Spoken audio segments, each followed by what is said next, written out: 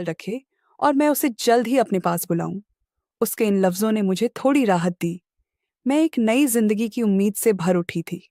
कुछ हफ्तों में ही निकाह हो गया और रुखसती भी। फारूक निकाह के एक हफ्ते बाद ही वापस चला गया। लेकिन उसके अब्बा, मीर साहब, मेरे साथ उसी बड़े से मकान में रहते थे जहां नौकर चाकर थे, लेकिन दिल से कोई नहीं था। शुरू में मैं अपने शौहर को बहुत याद करती थी। हर रोज उससे बात होती थी, लेकिन धीरे धीरे उसकी बातें बदलने लगीं। उसका लहजा ठंडा पड़ने लगा। जवाब संक्षिप्त और बेमन से आने लगे। मैंने सोचा कि शायद काम की टेंशन होगी या वक्त की कमी, लेकिन एक औरत की फितरत अपने मर्द के बदलते अंदाज को पहचान ही लेती है। उधर मेरे ससुर मुझसे बहुत तहजीब से पेश आते थे। हर वक्त मेरी तारीफ करते रहते। कहते, बेटा, फारूक तो किस्मत वाला है जो तुझ जैसी बीवी मिली। तेरी सादगी और लहजा दिल को छूता है। मैं मुस्कुरा देती थी और उन्हें इज्जत से जवाब देती थी, लेकिन वक्त के साथ साथ उनके लफ्जों में एक अजीब सी नरमी और फिर एक गहराई आने लगी, जो अब सिर्फ तारीफ नहीं रही थी। जब मैं सादे सूती कपड़े पहनकर उनके कमरे में चाय देने जाती, तो उनकी नजरें मुझे सिर से पांव तक देखती थीं। उन्होंने एक दिन यूं ही कह दिया, तू इन सादे कपड़ों में भी कमाल लगती है। अगर तुझे मेरी बीवी बना देता खुदा, तो तुझसे नजरें ना हटती। उस वक्त मैं हैरान रह गई थी। मैंने बात को हंसी में टाल दिया, लेकिन उसके बाद वो अक्सर मुझसे उस अंदाज में बात करने लगे जो एक ससुर का नहीं, किसी और रिश्ते का होता है। और फिर शुरू हुआ वो द्वार, जहां मेरी तन्हाई और उनकी बातों की गर्मी मुझे बहा ले गई। मैं जानती थी ये गलत है, मगर मेरे अंदर भी एक ख्वाहिश थी। फारूक की बेरुखी और मीर साहब की तवज्जो के बीच मैं खुद को नहीं संभाल सकी। मैं सोचती रही कि शायद ये एक भावनात्मक सहारा है, मगर जल्द ही ये जिस्मानी ताल्लुक में बदल गया। पहली बार जब मैंने अपनी हद पार की, तो खुद से नफरत सी होने लगी। लेकिन मीर साहब ने कहा, बेटा, ये सिर्फ ख्वाहिश नहीं, मोहब्बत है। तेरे शौहर को तेरी कद्र नहीं, मैं तुझसे दिल से जुड़ चुका हूं। मैं जानती थी कि ये सब गुनाह है, लेकिन मैं हर रोज और ज्यादा उनकी तरफ खींचती चली गई।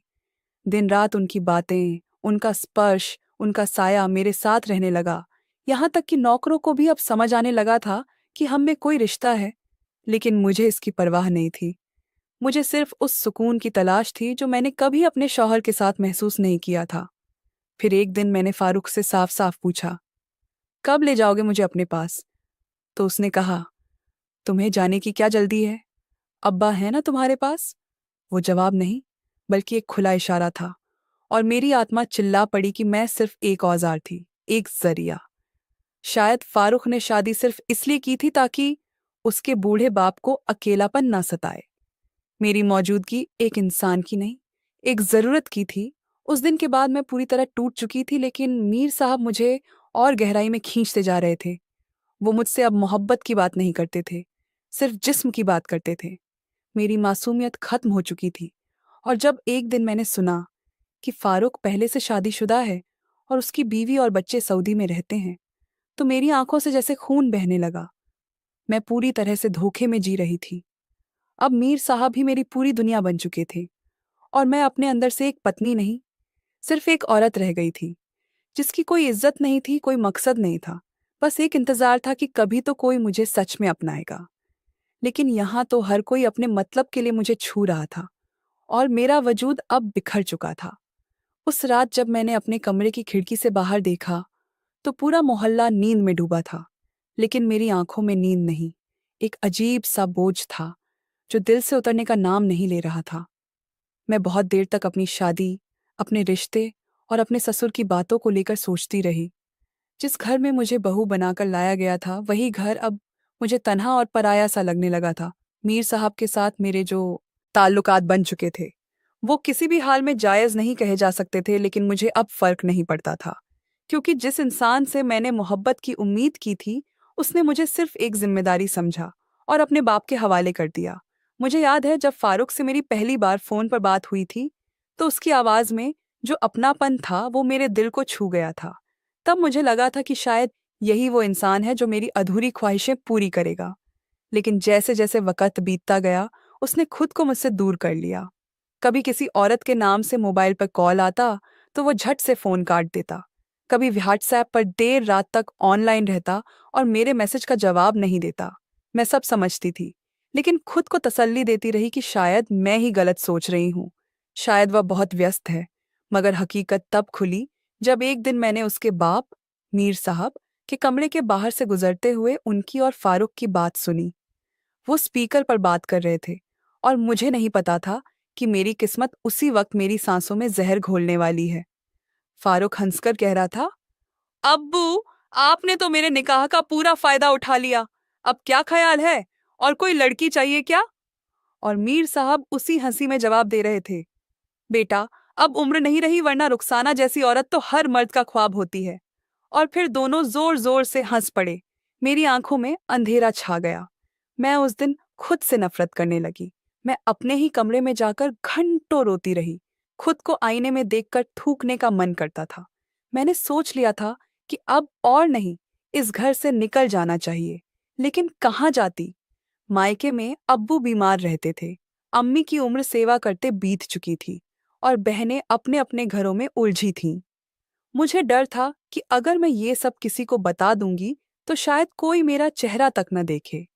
लेकिन मेरे अंदर की औरत, जो अब तक सिर्फ सहती आई थी, अब उठ चुकी थी।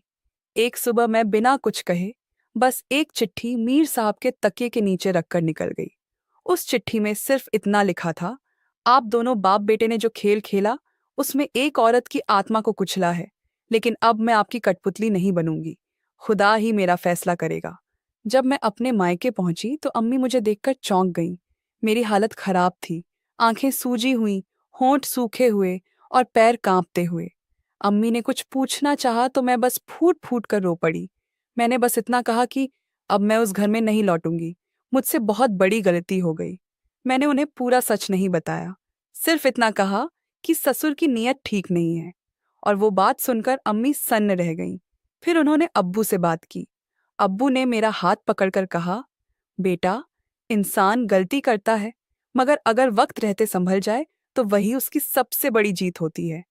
मैंने पहली बार अब्बू की आंखों में वह प्यार देखा जो शायद बचपन में भी नहीं देखा था। मेरे घर लौट आने की खबर फारूक तक पहुंची तो उसने फोन किया और पूछा, क्यों आई हो वापस? क्या दिक्कत है? अब्बा ने कुछ कहा क्या? मैं चुप रही। फिर उसने कहा, देखो, मैं जानता हूं तुम नाराज हो, लेकिन तुमने खुद ही अब्बा से करीबियां बढ़ाईं। तुम्हें क्या लगा था मैं नहीं जानता? और फिर जो उसने कहा वह मेरी रूह को छलनी कर गया। मैंने तो सिर्फ तुम्हें अब्बा के लिए चुना था। मुझे तो मोहब्बत अपनी रागिनी से है। हम 5 साल पहले निकाह कर चुके हैं और मेरे 2 बच्चे भी हैं। मेरा सिर घूम गया। मैं फोन गिराकर जमीन पर बैठ गई। मुझे समझ नहीं आ रहा था कि मेरा कसूर क्या था। क्या गरीब घर में जन्म लेना गुनाह है? क्या अमीरी के ख्वाब देखना सजा है? मुझे याद है, जब रिश्ता आया था तो अम्मी को यही समझाया था कि अब्बा के लिए एक साथी चाहिए। मैंने सोचा था कि एक पत्नी बनकर मैं अपने शौहर के लिए जीऊंगी, लेकिन मेरी तकदीर में सिर्फ बेइज्जती, धोखा और गुनाह लिखा था। मैंने फारूक को जवाब नहीं दिया, तलाक का नोटिस भेजा। वो बहुत गुस्से में आया। कहने लगा, तू तलाक मांगेगी? तुझ में हिम्मत है? जिस घर में तुझे रखा वो भी तेरी औकात से ज्यादा था। मैं शांत रही।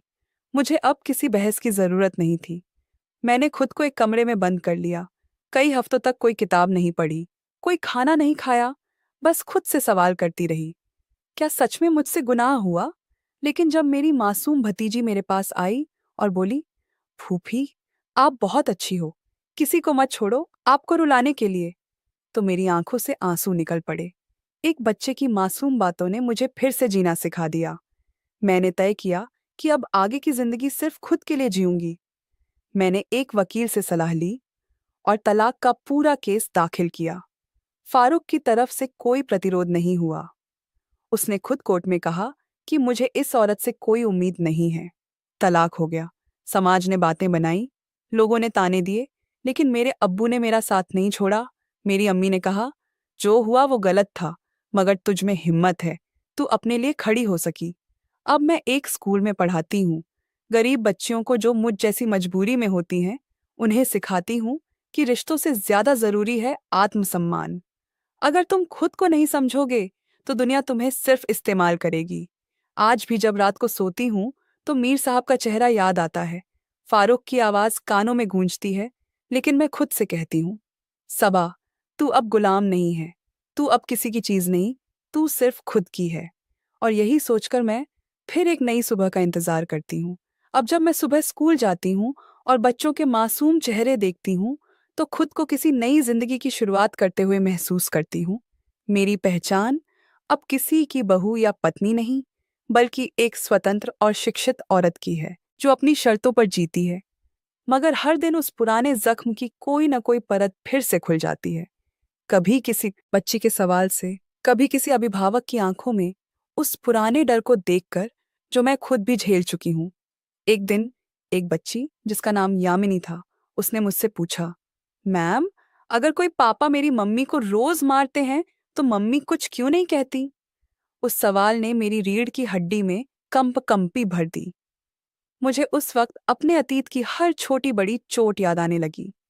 वो समय जब मैं फारूक के प्यार के नाम पर बंधी थी और मीर साहब के इशारों की गुलाम बन चुकी थी। मुझे अब समझ आ गया था कि दर्द को चुपचाप सहना एक अपराध है, खासकर तब जब कोई दूसरी औरत उस तकलीफ से गुजर रही हो जिसे हम पहले झेल चुके हैं। मैंने उस बच्ची को गले लगाकर कहा, कभी मत डरना, अगर तुम्हारी मम्मी कुछ नहीं कहती तो तुम कहो। और उस दिन के बाद मैंने अपने स्कूल में एक नया अभियान शुरू किया, हक की बात, जिसमें मैं बच्चियों और उनके माता पिता को हफ्ते में एक बार जोड़कर समाज में हो रही घरेलू हिंसा, मानसिक प्रताड़ना और औरतों के आत्मसम्मान पर चर्चा करती। धीरे धीरे मेरा यह काम पूरे जिले में फैल गया। मीडिया वाले आने लगे, लोग मुझसे इंटरव्यू मांगने लगे। मैं पहले तो घबरा गई, लेकिन फिर एक दिन सोचा कि अगर मेरी कहानी से किसी एक औरत को भी हिम्मत मिल जाए तो यह सब करना सार्थक होगा।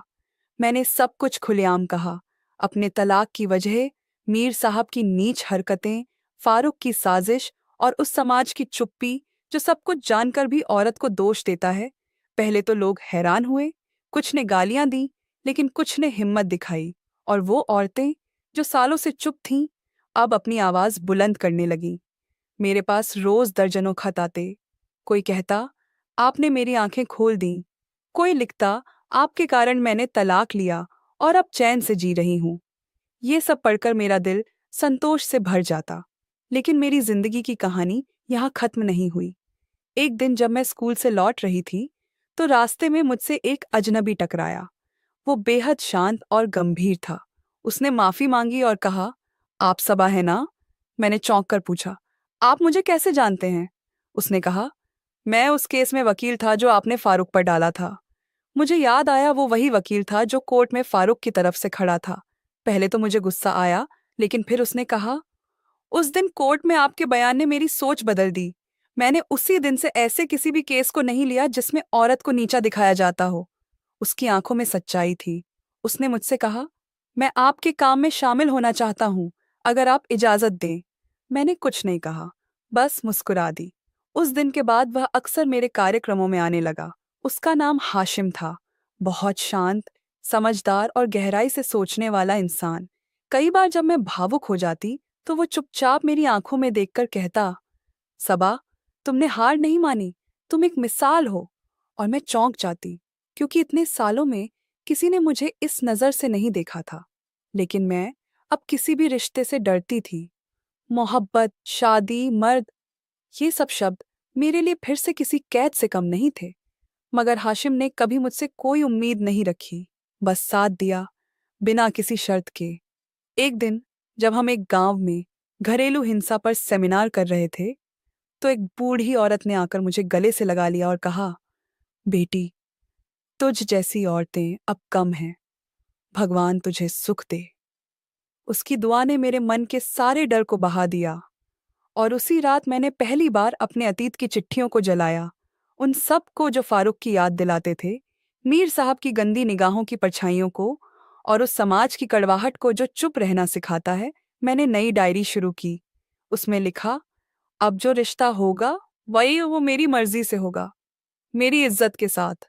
हाशिम ने जब यह पढ़ा तो सिर्फ मुस्कुराया और कहा, मैं इंतजार कर लूंगा, जितना भी वक्त लगे। मैं कुछ नहीं बोली, बस आसमान की ओर देखा जहां कोई सितारा टिमटिमा रहा था। जैसे खुदा कह रहा हो, अब तुझे तेरे हिस्से की रोशनी मिलेगी। कुछ साल बाद, जब मेरा काम पूरे प्रदेश में फैल गया, मुझे एक नेशनल अवार्ड के लिए चुना गया। स्टेज पर बुलाकर जब मेरा नाम पुकारा गया, मिस सबा फातिमा, जिन्होंने समाज में दबे हुए स्त्रियों की आवाज़ें क्या सी द 4 साल से तस आवाज को न केवल मंच दिया, बल्कि उन्हें आत्मनिर्भर बनाया, तो मैं रो पड़ी। उस दिन मैं अकेली नहीं थी। मेरे साथ वो हजारों औरतें थीं जो अब खुद के लिए खड़ी हो चुकी थीं।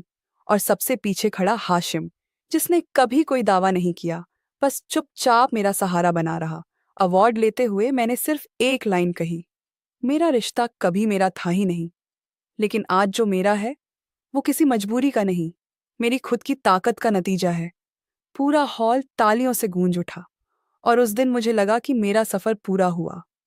लेकिन असल में वह एक नई शुरुआत थी, एक नई पहचान, एक नई औरत, जो अब टूटती नहीं, झुकती नहीं, बस आगे बढ़ती है। दोस्तों, अगर आपको वीडियो पसंद आई हो तो वीडियो को लाइक करके हमारे चैनल को सब्सक्राइब कर दे और इस तरह की वीडियो देखने के लिए नोटिफिकेशन ऑन कर दे।